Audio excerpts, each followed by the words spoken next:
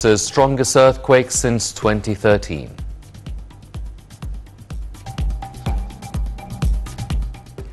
Welcome back. The news in details. President Abdel Fattah el-Sisi held a meeting on Monday with Prime Minister Mustafa Madbouli and Minister of Planning and Economic Development Hala Saeed.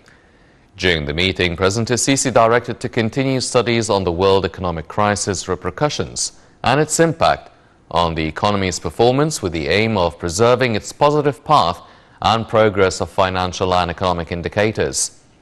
Meanwhile, Saeed reviewed the activities of Egypt's Sovereignty Fund and its role in boosting investments as a partner of the private sector, as well as its achievements in various domains including infrastructure, tourism, financial services and digital transformation. In this context, the President was briefed on the fund's future plan for 2023 on encouraging investments from other sovereignty funds at the regional and international levels. The head of state also instructed to work on increasing foreign investments to boost the national economy and reach the state's strategic developmental goals. President Abdel Fattah el-Sisi on Monday instructed to provide all possible means of support to the Sudanese people to help them cope with the floods crisis that hit several areas in neighboring Sudan.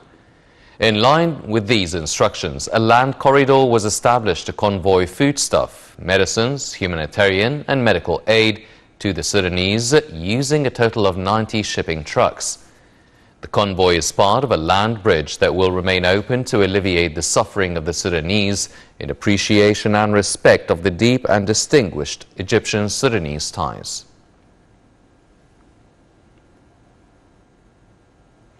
A fifth meeting of the National Dialogue's Board of Trustees will be held on Monday at the National Training Academy. General Coordinator of the National Dialogue, Diyar Ashwan, said today's session will prepare files and topics to be discussed at the upcoming sessions of the National Dialogue and will fix the dates of these sessions. Monday's meeting will also approve rapporteurs and assistant rapporteurs for the three political, economic and social aspects to be covered in the National Dialogue and for the 15 branch committees of the Dialogue.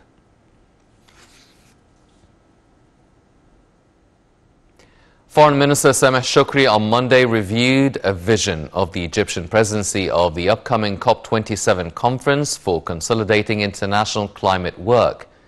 Meeting with the visiting head of the COP15 conference for combating desertification, Alain Richard Donouaille, the designate president of the COP27, stressed the importance of coordinating UN agreements on climate change, desertification and biological diversity. Shoukry congratulated Ivory Coast for the successful hosting of the COP15 in Abidjan in May and welcomed the resultant appeal, saying desertification is one of the pressing repercussions of climate change.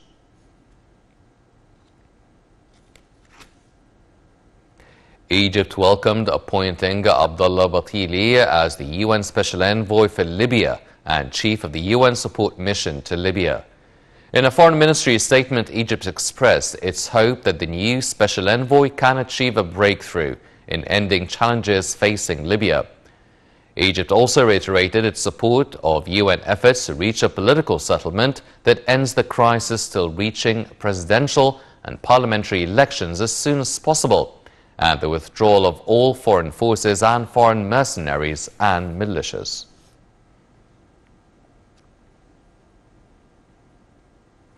Minister of Defense General Mohammad Zaki witnessed a ceremony of honoring of a number of armed forces players and technical teams who achieved a lot in the fields of sports on the local and international arenas during the training year 2021-2022. The ceremony was attended by Minister of Youth and Sports Ashraf Subhi and Chief of Staff Lieutenant General Osama Askar.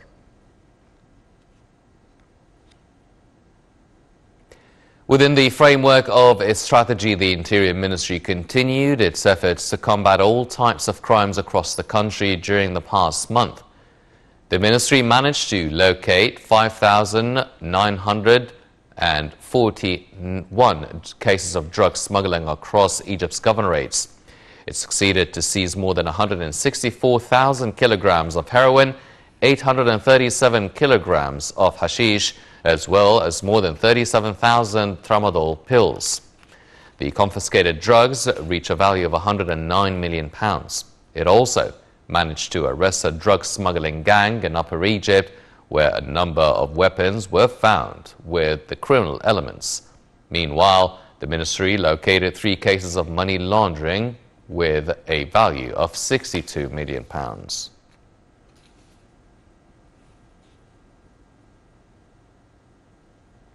Upon the presidential directives and under the patronage of President Abdel Fattah el-Sisi, the Ministry of Interior launched the 23rd phase of We're All One, or Kulluna Wahid initiative all over the country, few weeks before the start of the new academic year. Citizens continue converging on the outlets of We Are All One, or Kulluna Wahid initiative that provides high-quality basic and food commodities at affordable prices. The initiative is organized by the Interior Ministry in cooperation with major retail chains that sell basic items at lower prices compared to their counterparts. Reductions range between 20% to 30%. The initiative aims at controlling price hikes in local markets, ending monopoly, and regulating markets to ease burdens on citizens.